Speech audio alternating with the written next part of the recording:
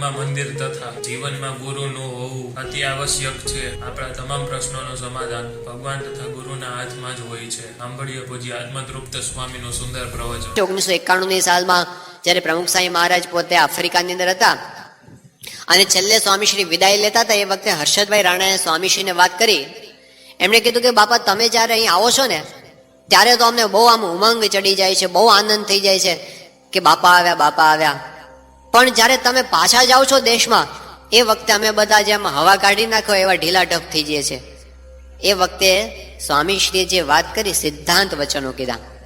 સ્વામી કે રાણા, અમે ક્યાં જઈએ છીએ, અમે ક્યાં દૂર જઈએ છીએ.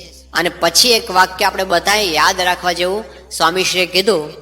બાપા બોલ્યા કે તમે જ્યારે સંભાળો ત્યારે અમે સામે આવીને ઊભા રહીએ છીએ, પછી દૂર કેમ મનાય. આ એમનું વચન છે કે આપણે એમને જ્યારે સંભાળીએ છીએ ને ત્યારે પોતે આવીને ઊભા રહે છે. આપણા ઘરમાં ભક્તિને વસાવવી, ભક્તિથી શણગારવા એટલે શું? તો આપણે ભગવાન અને સંતને સંભાળવા, અને જ્યારે આપણે સંભાળશું ત્યારે પોતે આપણા ઘરમાં આવીને ઊભા રહેવાના છે. અને એ આવીને ઊભા રહેશે પછી આપણા ઘરની અંદર કોઈ ખામી રહેવાની નથી. તો એવી ભક્તિથી આપણા ઘરને સજાવવાનું છે. આપણે ત્યાં જે ઘર મંદિરો હોય છે આના માટે જ હોય છે ને. હજારો વર્ષોથી આપણી પરંપરા ચાલતી આવી. દરેક ઘરની અંદર ઘર મંદિરો હોય. આજની તારીખે પણ દક્ષિણ ભારતની અંદર કોઈ નવું મકાન બને તો એમાં આર્કિટેક્ટ ડિઝાઇનમાં મૂકી જ દે, તમે કીધું હોય કે ન કીધું હોય, પણ એની ડિઝાઇનની અંદર ઘર મંદિર તો હોય અને હોય જ. કારણ કે એ ઘરનો એક અગત્યનો ભાગ છે. જેમ રસોડું ન હોય તો ચાલે જ નહીં, જેમ શયનખંડ ન હોય તો ચાલે જ નહીં, એવી રીતે ભગવાનનું મંદિર ન હોય તો ચાલે જ નહીં. હા, મોટું ઘર હોય તો મોટું મંદિર હોય, નાનું ઘર હોય તો નાનું મંદિર હોય, પણ ઘરની અંદર ઘર મંદિર તો હોય અને હોય જ. એ ઘર મંદિર, ઘરમાં ભગવાનને વસાવવા માટેનું સ્થાન, એ આપણી પરંપરાએ આપણને શીખવાડ્યું છે. શું આપે છે આપણા ઘરની અંદર આ ભક્તિ? તો 3 વસ્તુ આપે છે. સૌથી પહેલી વસ્તુ તો એ છે, એ આપણને શાંતિ આપશે. આજનું આપણું જીવન કેવું છે કે લાઈફ ઇઝ ક્લાઇમ્બિંગ અપ અને ડિસેન્ડિંગ એસ્કેલેટર. એસ્કેલેટર એટલે શું? તો આપણે પેલી મશીનથી ચાલતી સીડીઓ હોય છે, મશીનથી ચાલતા પેલા પગથિયા, દાદરા અત્યારે મોટા મોટા શહેરોમાં આવવા માંડ્યા છે. દિલ્હીની અંદર પેલી મેટ્રો સ્ટેશન છે એમાં પણ અત્યારે એવા પગથિયા છે.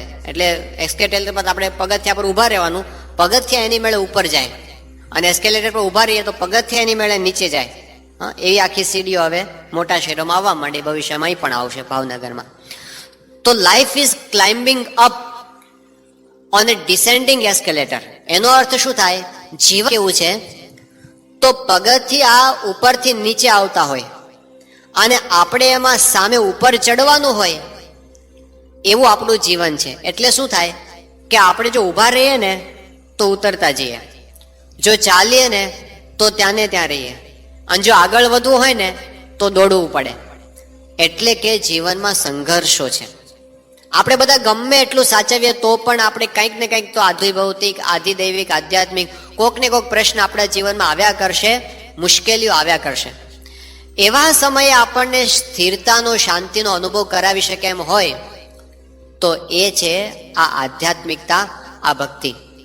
1991 સાલમાં જ્યારે ભુજની અંદર ભૂકંપ આવ્યો, એ વખતે એક આપણા હરિભક્ત છે સતીશભાઈ ભરતવાલા કરીને, અને એ પોતે એક જગ્યાએ પોતાનું મકાન, અને ત્યાં અંદર બેસીને પોતે સવારમાં સિલાઈ કામ કરતા હતા. આપણને ખબર છે 8:30 પોણા 9નો સમય થયો હતો, અને એનું સિલાઈ કામ ચાલુ હતું ને યોગાનુયોગ પોતે ભગવાનની મૂર્તિના વાઘા બનાવતા હતા ઘરની અંદર. અને અચાનક પેલું પોણા 9 વાગ્યાની આસપાસ આખું હલ્યું, અને એને ખબર પડી કે આ તો ભૂકંપ છે, અને એકદમ પોતે ઊભા થઈને ભાગ્યા. અને ભાગતા ભાગતા અચાનક એના માથાની અંદર પેલો પથ્થર અથડાયો એક, અને એકદમ પોતે બેભાન થઈને પડી ગયા. જીવતા હતા પણ બેભાન થઈને પડી ગયા. એ દરમિયાન એના ઘરના 5 સભ્યો છે એ પોતે ત્યાં ને ત્યાં જ મૃત્યુ પામ્યા હતા. સંપત્તિ બધી જ ખલાસ થઈ ગઈ હતી, ઘરમાં બધું દટાઈ ગયું હતું, કાંઈ હાથમાં બચ્યું નહોતું. આ બાજુ બધી સફાઈ કામ ચાલુ થયા, પેલા રેસ્ક્યુ ટીમ આવી ગઈ, અને એની અંદર બધા સલામતી, બધા સાચવનારા અને એવા બધા કાર્યકર્તાઓ આવવા માંડ્યા. અને સરસ બધી સંઘના સ્વયંસેવકો એને બધા બહુ સારી સેવા કરી હતી. એ લોકો આવ્યા અને એ લોકો શું કરતા હતા કે જે ઘાયલ થયેલા હોય એને હોસ્પિટલ પહોંચાડતા હતા, અને જે મૃત્યુ પામ્યા હોય એના મૃતદેહને જ્યુબિલી ગ્રાઉન્ડમાં પહોંચાડતા હતા. એટલે આ એવી રીતે પડ્યા હતા તે લોકોને એવું લાગ્યું કે આ તો મૃત્યુ પામ્યા છે. એટલે સતીશભાઈને ઉઠાવી અને સીધા એમને જ્યુબિલી ગ્રાઉન્ડ પહોંચાડી દીધા. જ્યુબિલી ગ્રાઉન્ડની અંદર ત્યાં બધા મૃતદેહો બધા ભેગા થતા હતા અને પછી બધાને અગ્નિ સંસ્કાર કરતા હતા. એમાં તો કેટલા બધા મૃતદેહો ભેગા થયા એટલે વેઇટિંગ જેવું હતું, એટલે ત્યાં એમને મૂકી રાખ્યા અને એ લોકો બીજી જગ્યાએ લાગી પડ્યા. અને આ બાજુ 2 કલાક પછી કે 3 કલાક પછી એમનો અચાનક વારો આવ્યો અને જ્યાં એમને પકડવા ગયા ત્યાં તો હલ્યા એ પોતે. અને એમને આંખો ખોલી, એને ખબર પડી કે મને તો મળદું માને છે, એ કે જોજો ભાઈ સાહેબ જીવું છું. એટલે પછી એને તરત હોસ્પિટલે પહોંચાડ્યા અને પોતે આમ જરા એમને સુવાણ થઈ અને બીજે કે ત્રીજે દિવસે તો હરતા ફરતા થઈ ગયા. અને પછી એ આપણું જે BAPS નું રાહત કાર્ય ચાલતું હતું ત્યાં સેવાની અંદર જોડાઈ ગયા હતા. 3 દિવસ પછી એવું થયું કે આખી દુનિયાના બધા પત્રકારો ત્યાં આગળ ઉતરી પડ્યા હતા. એમાં એક જાપાનનું છાપું છે યાકાહામા નામનું, અને એ છાપાને એક રિપોર્ટર હતા મિસ્ટર ચકાશી, એ ત્યાં આગળ આવ્યા હતા. અને BAPS નો આખો કેમ્પ પોતે જોતા હતા, એક કાર્યકરને બધું સમજાવતા હતા. તો ફરતા ફરતા ફરતા એ સતીશભાઈ જ્યાં આગળ સેવા કરતા હતા ત્યાં આગળ એમને લઈ ગયા અને એમને કીધું કે આ સતીશભાઈ છે અને આ ભૂકંપની અંદર એનો આખો પરિવાર ખલાસ થઈ ગયો છે, સંપત્તિ બધી ખલાસ થઈ ગઈ છે, અને આ ભાઈ અત્યારે અહીં આગળ સેવા કરે છે. પેલા રિપોર્ટરે સતીશભાઈ સામે જોયું, એના ચહેરા પર શાંતિ હતી, સ્થિરતા હતી, સંતોષ હતો. એટલે પેલા પત્રકારને એકદમ જિજ્ઞાસા થઈ અને એણે કીધું કે તમારું બધું જ જતું રહ્યું, તો હવે તમે શું કરશો, એવો પ્રશ્ન પૂછ્યો. એ વખતે સતીશભાઈએ એક શાંતિથી જવાબ આપ્યો કે બાપા બેઠા છે ને. બાપા બેઠા છે ને એ એક વાક્યનો શું અર્થ થાય એ પેલા રિપોર્ટરને સમજાવતા 10 મિનિટ થઈ. પેલો જે વચ્ચે ટ્રાન્સલેટર હતો ને એ કે આ બાપા બેઠા છે ને એનો અર્થ એમ થયો કે ભગવાન અને સંતનો એને આધાર છે, એટલે એમ સમજે છે કે આપણું બધું સાચવનાર ભગવાનને સંત બેઠા છે, એના જીવનમાં શાંતિ છે, એને ભગવાનના આશરાથી ધરપત છે. તો આપણા ઘરની અંદર જો ભક્તિ આવશે, આશરો આવશે, તો પહેલામાં પહેલું તો એ આવશે કે જીવનના વિપરીત સંજોગોની અંદર આપણે સ્થિરતા રાખી શકીશું, શાંતિ રાખી શકીશું, નાસીપાસ નહીં થઈ જઈએ, એ આપણને ભક્તિ આપશે. બીજી વસ્તુ ભક્તિ આપણને આપશે સલામતી, સિક્યુરિટી. આજે કેવું છે, આધુનિક જમાનો છે, આપણે જાણીએ છીએ બહુ વિજ્ઞાનનો વિકાસ થયો છે અને સાથે સાથે બુદ્ધિજીવીઓ પણ પોતે બહુ સરસ રીતે પોતાનું મત બધા પ્રવર્તાવે છે. પણ છતાંય આશ્ચર્યની વાત એ છે કે હજુ અંધશ્રદ્ધા સમાજમાંથી ઓછી થઈ નથી, હજુ નથી ઓછી થઈ. એક કામકાજ માટે સ્વામીશ્રીના પત્રોનો અભ્યાસ કરવાનો થયો હતો, તો આજની તારીખે પણ પ્રમુખ સાહેબ મહારાજ ઉપર જે પત્રો આવે છે ને એ 100 માંથી ઓછામાં ઓછા 10 પત્રો એવા હોય છે કે જેની અંદર કાં કોકને વળગાડ થયો હોય, કાં કોકને કોકે કંઈક કરી મૂક્યું હોય, કાં પછી એ પોતે એમ માનતો હોય કે મારા ઘરની અંદર કંઈક મંત્ર તંત્ર થયા છે. હજી પણ 110 માણસોના પ્રશ્નો આજની તારીખે આવા છે કે હજી માણસ ભયની અંદર જીવે છે. એવા સંજોગોની અંદર સલામતી એ આપણને આ ભગવાનનો આશરો આપે છે. ડરથી મુક્ત થઈ જાય પોતે, એને ખબર પડી જાય કે સર્વોપરી બધા જ અવતારો, દેવતાઓ, શક્તિઓ એ બધાથી પર જે સત્તા છે એનો મને આધાર પ્રાપ્ત થયો છે, મારે શું ચિંતા છે. ભગવાન સ્વામિનારાયણના વખતની અંદર જ્યારે આવું વાતાવરણ, તો ઈશ્વર પેટલીકરે તો વર્ણન કર્યું છે ભગવાન સ્વામિનારાયણના સમયનું, કે એ વખતે એવું વાતાવરણ તો એ પોતે લખે છે કે ગુજરાતની અંદર એક પણ શેરી એવી નહોતી કે જે શેરીમાં ભૂત ન થતું હોય. શેરીએ શેરીએ ભૂત થતા હતા. એવા વાતાવરણની અંદર શ્રીજી મહારાજના ગામડાના સામાન્ય અભણ ભક્તો એ પણ પોતે નિર્ભય બની ગયા હતા, સલામતીનો અનુભવ કરતા હતા. એક પ્રસંગ આપણે સાંભળીએ છીએ કે ગુજરાત બાજુથી, ચરોતર બાજુથી એક બ્રાહ્મણ એ પોતે ફરતો ફરતો 12 પટોળી પહોંચી ગયો અને ગામની અંદર પ્રવેશ કર્યો અને પહેલું જ ઘર એમના હાથની અંદર આવ્યું. ઘરમાં પ્રવેશ કર્યો, મહિલા વર્ગ એટલો હતો, પુરુષ વર્ગ પોતે ખેતરે ગયો હતો અને બહેનોને જોયે એટલે આ આવા બધા હોય, બ્રાહ્મણો એટલે બ્રાહ્મણ જ્ઞાતિ નહીં સમજવાની, પણ મંત્ર તંત્ર વાળા કે જ્યોતિષ વગેરેની વાતો કરનારા. એટલે એમને લાગ્યું કે અહીં આપણું કામ થશે, એટલે એમણે ત્યાં જઈને બેનને વાત કરી. એમને કીધું કે બેન, તમારે તો 7.5 તમારા પતિને લોઢાના પાયે પનોતી છે. બેને કીધું કે એટલે શું થાય 7.5 પનોતી હોય તો? એ કે બેન બહુ ખરાબ થાય, જેને 7.5 પનોતી આવી હોય ને એને તો ક્યાંય બેસી શકે નહીં, એને તો નકરા ગામડા જ ફરવા પડે, કોઈ જગ્યાએ સ્થિર રહી શકે નહીં. એટલે પેલી બાઈએ કીધું કે જો ભાઈ, મારો ધણી છે ને એ તો હમણાં ખેતરે રોટલા ખાઈને સૂઈ જશે, અને એને તો કોઈ પનોતી નથી. પનોતી તો તને છે કે તું ઠેઠ ત્યાં ચરોતરથી ફરતો ફરતો ફરતો એ મારા ઘર સુધી આવ્યો. એટલે પેલો માથું ખંજવાળવા માંડ્યો કે આ વાળું ખરું તે ઊંધું પડ્યો આપણું. એટલે એમણે કીધું કે બેન તમે સ્વામિનારાયણના ભગત છો? એ કે હા. આમણે તો પહેલું જ ઘર ખોટું પકડાઈ ગયું, અહીં આવવા જેવું નહોતું. એવું નથી કે જ્યોતિષ વિદ્યા ખોટી છે, એવું નથી કે આપણા શાસ્ત્રોને જે ગ્રહોની વાત કરી છે ખોટી છે, એવું નથી, પણ લોકો આનો ગેરલાભ ઉઠાવતા હોય છે એ વાત પણ એટલી જ સાચી છે. અને એ વાત પણ એટલી જ સાચી છે કે ગમે એવા ગ્રહો હોય, પનોતી હોય, આ બધું કામણ ટુમણ હોય કે મલિન શક્તિ હોય, પણ જ્યારે ભગવાનની ભક્તિનું બળ આવે છે ત્યારે કોઈ કામ કરી શકતા નથી. એ અલૌકિક શક્તિ છે, અપાર શક્તિ છે, એ વાત પણ એટલી જ હકીકત છે. સુરતની અંદર એક રણજીતસિંહ નામના વ્યક્તિ, યુવાન અવસ્થાની અંદર એમને એવો વિચાર આવ્યો કે આપણે છે ને કંઈક મંત્ર તંત્ર શીખીએ. અને એને એવા ગુરુ મળી ગયા, અને ગુરુની પણ દ્રષ્ટિ પડી ગઈ રણજીતસિંહ ઉપર, અને કીધું કે હું તને મારી વિદ્યા શીખવાડીશ. અને પછી એની ટ્રેનિંગ ચાલુ થઈ, અને દર કાળી ચૌદશે ત્યાં સ્મશાનમાં લઈ જાય, અને એને ધીમે ધીમે ધીમે ધીમે કરતા બધી એક પછી એક વિદ્યાઓમાં પારંગત બનાવી દીધા. અને પછી એને કીધું કે હવે તું મારો શિષ્ય, હવે તને પ્રેક્ટિસ કરવાની છૂટ, જા. પ્રેક્ટિસની છૂટ એને મળી ગઈ. અને પછી એને પ્રેક્ટિસ ચાલુ કરી. પ્રેક્ટિસમાં શું કરવાનું હોય કે કોઈક વ્યક્તિ એવી આવે કે આ મારો દુશ્મન છે, એનું તમારે આવું કરી નાખવાનું છે, આટલા રૂપિયા, એટલે એનું આવું કરી નાખવાનું, આટલા રૂપિયા એને મળે. સફળ જવા માંડ્યા, એક પછી એક કેસમાં સફળ પણ જવા માંડ્યા, પૈસા પણ કમાવા માંડ્યા. અને એક વખત એની પાસે એક એવો કેસ આવ્યો, અને એણે પોતે કેસ હાથમાં લીધો અને શરૂ કર્યા પોતાના પ્રયોગો, પણ એને વિપરીત અનુભવો થવા માંડ્યા. પોતે જે મલિન પ્રયોગો કરતા હતા એની અસર પોતાના ઉપર જ થવા માંડી. એ મૂંઝાયા, ગભરાયા, પોતાના ગુરુ પાસે ગયા, અને ગુરુ પાસે જઈને વાત કરી કે આવું કરું છું ને આ કેમ આ ઊંધા પડે છે મારા આ બધા પ્રયોગો. એટલે ગુરુએ કીધું કે તારી મંત્ર બોલવામાં કંઈક ભૂલ થતી હશે. કે ના ના, ભૂલ નથી કરતો, પરફેક્ટ બોલું છું. એમના ગુરુએ કીધું તો મને તપાસ કરવા દે. અને એમના ગુરુએ તપાસ કરી અને કીધું કે રણજીતસિંહ, તું ખોટી જગ્યાએ ભરાઈ ગયો છે. કે કેમ?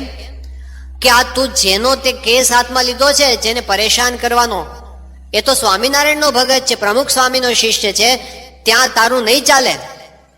પેલે કીધું કેમ ન ચાલે? આપણી મંત્ર શક્તિ. કે ન ચાલે, ભગવાન અને સંતના આશરા પાસે આપણી કોઈ શક્તિ ચાલતી નથી. તો રણજીતસિંહ બોલ્યા કે એવું છે? અને એને મનમાં વિચાર આવ્યો, તો પછી હું આમાં શું કામ પડું? અને એ પોતે સુરતની અંદર અડાજણ મંદિરે ગયા, ઘનશ્યામ બાપાને મળ્યા, અને એનું મન એકદમ શાંતિ અનુભવવા માંડ્યું. એને થયું કે મારે હવે આ જ કરવું છે. કંઠી પહેરી લીધી અને સંતોનો સમાગમ ચાલુ કર્યો. અને સંતોએ કીધું કે ભાઈ આ બધું છોડી દો. અને એને છોડી દીધો. એના ગુરુને ખબર પડી કે આ તો સુધરી ગયો છે. અને ગુરુ એને બોલાવ્યો. એને કીધું કે રણજીત, મારી વિદ્યા મેં તને આના માટે નહોતી આપી, તારે આ બધું ચાલુ રાખવાનું છે. એ કે ગુરુજી હવે બધું પૂરું થઈ ગયું, આ કેસ બધો બંધ કરો. ગુરુએ એને કીધું કે રણજીત, મારો કોઈ વારસદાર નથી, અને મારું 20 લાખનું મકાન હું તારા નામે કરી દઉં, પણ તું આ તારી પ્રેક્ટિસ ચાલુ રાખ, મારી વિદ્યા ચાલુ રાખતું. રણજીતસિંહે વાત કરી કે મારે એમાં પડવું નથી, મને સમર્થ ગુરુ અને સમર્થ ભગવાન મળી ગયા છે, મારે એમાં પડવું નથી. એ કોઈ લાલચમાં લપટાણા નહીં. એ રણજીતસિંહ અત્યારે અડાજણ વિસ્તારમાં આપણા સત્સંગી કાર્ય કરશે, સેવા કરે છે ત્યાં આગળ. તો ભગવાન અને સંતનું બળ ભળે છે ત્યારે દુનિયાની કોઈ શક્તિ આપણને અસર કરી શકતી નથી. સલામતી આપણને મળે છે. જેવી રીતે શાંતિ મળે છે એવી રીતે આપણને સલામતી આમાંથી પ્રાપ્ત થાય છે, ભક્તિના બળથી. એ સલામતી આપણા જીવનની અંદર ક્યાં સુધી પહોંચે છે? મૃત્યુના ભયથી આપણે મુક્ત થઈ શકીએ છીએ. મૃત્યુનો ભય, જે દુનિયાના માંધાતાઓને પણ છોડનારો નથી, જે અમેરિકાના પ્રમુખને પણ નથી છોડતો, એ ભયથી આપણે મુક્ત થઈ શકીએ એમ છીએ મૃત્યુના ભયથી. કારણ શું? કે ભગવાનના ભક્તને એવી ગેરંટી છે, ભક્તિથી આવેલી ગેરંટી છે કે અંતકાળે મારો હાથ પકડનાર ભગવાન અને સંત ઉભા રહેવાના છે. આ ઇન્સ્યોરન્સ શ્રીજી મહારાજે ઇન્સ્યોરન્સ આપેલો છે પોતાના ભક્તોને કે મારા જનને અંતકાળે જરૂર તેડવા આવવું, બિરુદ મારું એ ન બદલે સર્વે જનને જણાવવું. મારા જનને અંતકાળે જરૂર તેડવા માટે આવવું. શ્રીજી મહારાજ પોતે આજ સુધી આ તારીખે પણ પોતાના ભક્તોને અંતકાળે દર્શન આપીને તેડવા માટે લઈ જાય છે. કેટલા બધા પ્રસંગો. એલન ટાઉનની અંદર અમેરિકામાં પેન્સિલ્વેનિયાની અંદર અકુબાઈના માતુશ્રીને પ્રમુખ સાંઈ મહારાજ દર્શન આપીને ધામમાં લઈ ગયા. અસલાલીની અંદર પ્રવીણભાઈ આપણા કાર્યકર્તા એમના ધર્મપત્નીને 20 દિવસ અગાઉથી પ્રમુખ સાંઈ મહારાજે કીધું કે આ 3 એપ્રિલ અને 2004ના દિવસે હું તમને ધામમાં લઈ જઈશ, અને એ પોતે પોતાના બધા સંબંધીઓને ડેટ આપી અને ધામમાં જતા રહ્યા. કેટલા બધા હરિભક્તો. કપડવંશની અંદર ઘનશ્યામભાઈ છે આપણા કાર્યકર્તા, એમના પિતાશ્રી ધામમાં જવાના હતા અને એ વખતે એમને દર્શન થયા. રથની અંદર શ્રીજી મહારાજની સાથે પ્રમુખ સ્વામી મહારાજ આવ્યા છે અને એને ધામમાં લઈ જાય છે. નિર્મળસિંહ રાણા એમના માતુશ્રીને જયારે અંતકાળે આવ્યો નજીક અને એ પોતે બોલતા બોલતા જતા રહ્યા કે મહારાજ અને સ્વામી લેવા માટે આવ્યા છે, હું ધામમાં અત્યારે જાઉં છું. ઘરે ઘરે આ કઈ બહુ જૂના પ્રસંગો નથી, આજની તારીખે બનનારા આ પ્રસંગો છે. આપણે નિર્ભય થઈ ગયા છીએ કે જે ઇન્સ્યોરન્સ બિલ ગેટ્સ પાસે નથી, કે જે ઇન્સ્યોરન્સ વોરેન બફેટ પાસે નથી, એ ઇન્સ્યોરન્સ અહીં આપણે જેટલા બેઠા છે ને આપણા એક એ પાસે છે કે જ્યારે આપણો દેહ પડશે એક વખત એવો આવશે કે જે વખતે દુનિયામાં કોઈ પણ વ્યક્તિને એનું બેંક બેલેન્સ કામ નથી લાગતું, એની મોટરો કામ નથી લાગતી, એના બંગલા કામ નથી લાગતા, એના ચોકીદારો કામ નથી લાગતા, એના મિત્રો કામ નથી લાગતા, સગા સંબંધી કામ નથી લાગતા, એનો શરીરે કામ નથી લાગતું, એ વખતે કામ લાગે છે આપણે કરેલી ભક્તિ. ભગવાન અને સંત એનો હાથ પકડીને અંતકાળે ધામમાં બેસાડી દે છે. એ ઇન્સ્યોરન્સ આપણને મળેલો છે. કૃતાર્થતા મળી જાય, એને ધન્યતાનો અનુભવ થાય, મારે કંઈ બાકી નથી. તો ભક્તિ આપણને શું આપે છે? શાંતિ આપે છે, બીજું આપે છે સલામતી, અને ત્રીજી વસ્તુ ભક્તિ આપે છે એ સાચો આનંદ આપે છે, કેફ આપે છે. જે કેફ આપણને બીજે ક્યાંયથી ન મળી શકે. લોકો પોતે કેફ માટે વ્યસનો કરે છે, પણ એ વ્યસનો કરતા અનંત ગણો કેફ એ ભક્તિની અંદર સમાયેલો છે, એ આપણને આપે છે.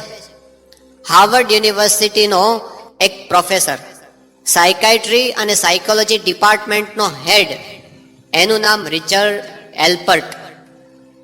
1943ની સાલમાં હોફમેન નામના માણસે LSD નામનું એક ડ્રગ શોધ્યું, અને એ ડ્રગ પછી તો એને પોતે પાછું છુપાવી દીધું. 1953માં ફરી વખત પાછું બહાર આવ્યું, પણ એ ડ્રગ ઉપર સૌથી વધારે દુનિયામાં પ્રયોગો કર્યા હોય તો રિચર્ડ એલ્પર્ટે કર્યા હતા. માણસો ઉપર પ્રયોગ કરે, એક માણસ પર કરે, 2 માણસ પર કરે, 1000 માણસ પર કરે, એક સાથે પ્રયોગ કરે.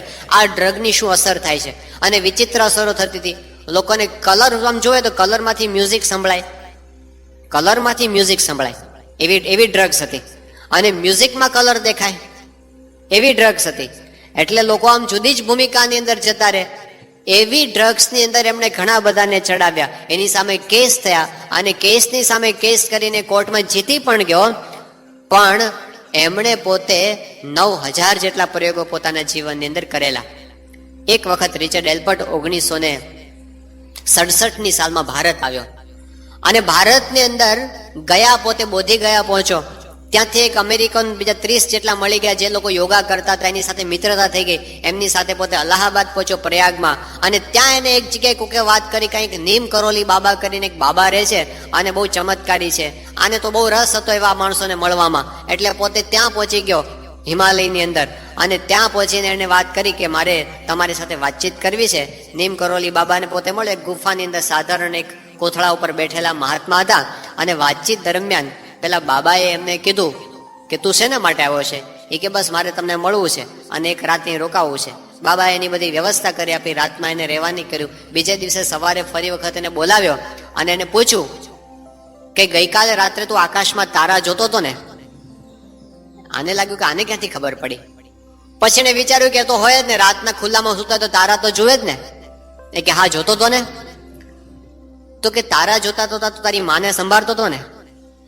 એને બહુ આશ્ચર્ય હતું કે આને એવી કેવી ખબર કે મારી માને હું સંભાળતો હતો? એ કે હા મારી માને સંભાળતો હતો. એ કે તારી માં મરી ગઈ છે ને? એ કે હા મરી ગઈ છે. અને પેન્ક્રિયાસના રોગથી મરી ગઈ છે ને? એને બહુ આશ્ચર્ય થયું. એને મનમાં વિચાર આવ્યો કે આ માણસ ઉપર LSD નો પ્રયોગ કરવા જેવો છે. આ વિચિત્ર માણસ છે અને એને મારા મનની બધી ખબર પડી જાય છે. આના ઉપર LSD નો પ્રયોગ કરવા જેવો છે. અને મનમાં વિચાર આવ્યો ને ત્યાં પેલા બાબા કે તારી ગોળી લાવ. એટલે પેલા ખિસ્સામાંથી ગોળી કાઢી, અને એ તો નેનોગ્રામમાં લેવાનું હોય, આમ આટલો એક કણ જેટલું લેવાનું હોય. પેલા કે તારી આખી ડબ્બી લાવ, અને એની નજર સામે આખી ડબ્બી ખાલી કરી ગયા. આને થયું કે આ માણસ હવે જીવશે નહીં. એના ઉપર શું અસર થાય છે એ પોતે જોવા માટે બેસી રહ્યો. 48 કલાક સુધી બેસી રહ્યો, પણ કોઈ અસર થઈ નહીં એની ડ્રગની. ત્યારે પેલા બાબાએ એને કીધું કે તારી છે ને આ બધી ડ્રગ્સ એ તો સામાન્ય કેફ છે, અમારો ભક્તિનો કેફ છે ને એની પાસે આ તારી ડ્રગ કામ લાગે એમ નથી. એને થયું કે મારું આ તો વિચિત્ર કહેવાય, અને પોતે ત્યાં રોકાઈ ગયો. આશ્ચર્યની વાત છે એ પોતે સાધુ બની ગયો. બાબા રામદાસ એનું નામ પડ્યું. હાર્વર્ડ યુનિવર્સિટીનો સાયકોલોજી ડિપાર્ટમેન્ટનો હેડ એ હિમાલયમાં અલમાડાની અંદર અત્યારે આશ્રમ નાખીને પડ્યો છે, સાધુ થઈને પડ્યો છે. અને અત્યારે પણ આખી દુનિયામાં LSD ડ્રગના સંશોધનનો પોતે ડિરેક્ટર છે, પણ બાવાના વેશમાં પડ્યો છે. અને એને કોઈ પૂછે કે કેફ શેનાથી ચડે? એ કે રામ નામથી જેવો કેફ ચડે છે ને એવો બીજાથી ચડતો નથી. ભક્તિનો કેફ. જે આનંદની વાત કરે છે યોગી બાપા, જે અલમસ્તાઈનો અનુભવ કરે છે, પ્રમુખ સ્વામી મહારાજ ગમે એવા સંજોગોમાં સુખનો અનુભવ કરે છે, એ સુખ આપણા ઘરની અંદર વસાવવા માટે ભક્તિનો આનંદ સુખ આપણને આપે છે. શાંતિ, સલામતી અને સુખ આ બધું આપણને ભક્તિમાંથી મળે છે. શેમાંથી? શું આપણે ઘરમાં કરવાનું છે આના માટે? તો ઘર મંદિરની અંદર આપણે ત્યાં આરતી થાય છે, પણ ઘણા લોકો શું કરે છે, આરતી વખતે પોતે હાજર ન હોય. ઘરના માણસ છે, એક માણસ છે, આરતી ઉતારી લે. મહિલા વર્ગ છે, આરતી ઉતારી લે, પોતે હાજર ન રહે. પણ ઘરની અંદર જેટલા સભ્યો હાજર હોય બધાએ ઠાકોરજીની આરતી વખતે હાજર જ રહેવું જોઈએ. આખું ઉત્સવનું વાતાવરણ થઈ જવું જોઈએ આપણા ઘરમાં જ્યારે આરતી થાય ત્યારે. રોજનો ઉત્સવ, સવાર સાંજ બંને સમય. એવી જ રીતે ઠાકોરજીની પાસે રોજ આપણા ઘરમાં થાળ થવો જોઈએ. જીવુબા જ્યારે પોતે ભગવાનને થાળ ધરાવતા હતા અને ભક્તિ કરતા હતા, એ વખતે એબલ ખાચરને કોકે ચડાવેલા કે તમારે આ જુવાન છોકરીઓ અને ઘરમાં બેસી રહી છે, આના બધા ભક્તિના વેવલા વેડા કરે છે, આપણે ગરાસે આ બધા દરબારો કહેવાય, આપણે તો કાઠી, અને આપણને આવું બધું શોભે નહીં, અને તમારી દીકરીઓ વિશે કેવી કેવી વાતો થાય છે બધી, તમે એને કંઈક સમજાવો.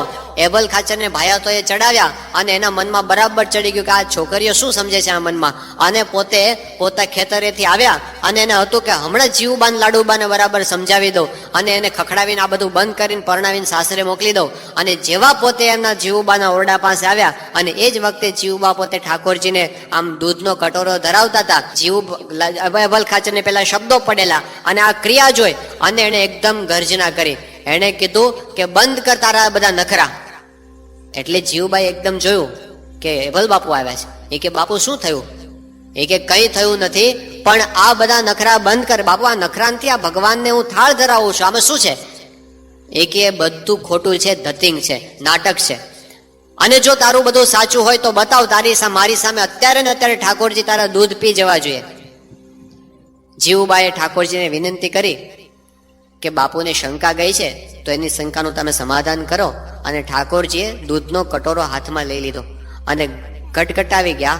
આખો દૂધનો કટોરો, એબલ ખાચર બારણામાં ઊભા છે અને ઠાકોરજી દૂધનો કટોરો પૂરો કર્યો અને ખાલી કટોરો એબલ ખાચરના મોઢા ઉપર ફેંક્યો અને હાથમાંથી તલવાર હેઠે પડી ગઈ. એબલ ખાચર આવીને પગે લાગે. એમણે કીધું કે દીકરી તારી ભક્તિ છે એ સાચી છે. રોજ પીતા હતા ઠાકોરજી, પણ રોજ પરચા બતાવતા નહોતા. એમ આપણા ઘરની અંદર ભગવાન રોજ થાળ અંગીકાર કરે છે, પરચા નહીં બતાવે. રોજ કોક વાર બતાવે ખરા, પણ અંગીકાર તો રોજ કરે છે આપણી ભક્તિ. અને આપણા અન્નને પ્રસાદીભૂત કરે છે. એક પણ દિવસ આપણે ત્યાં એવો ન જોવો જોઈએ કે ભગવાનને આપણે ત્યાં થાળ ન થયો હોય, ધરાવવાનો ભગવાનને થાળ. એમાં મોટો ફાયદો શું થશે કે ભગવાનને ન ધરાવે એવી વસ્તુ ખાવાનું બંધ થઈ જશે. એવું જ આપણે ધરાવશું જે આપણે ખવડાવી શકીએ, અને આહારની શુદ્ધિ એની મેળે એની સાથે સાથે થયા કરશે. તો આપણા ઘર મંદિરમાં આરતી થવી જોઈએ, આપણે ત્યાં થાળ થવો જોઈએ. અને એની સાથે એક મહત્વની વસ્તુ સ્વામિનારાયણ સંપ્રદાયના એક હરિભક્ત માટે શ્રીજી મહારાજનો આદેશ છે કે નાનો બાળક હોય કે વૃદ્ધ હોય, બધાએ પોતાની વ્યક્તિગત પૂજા કરવી જ જોઈએ.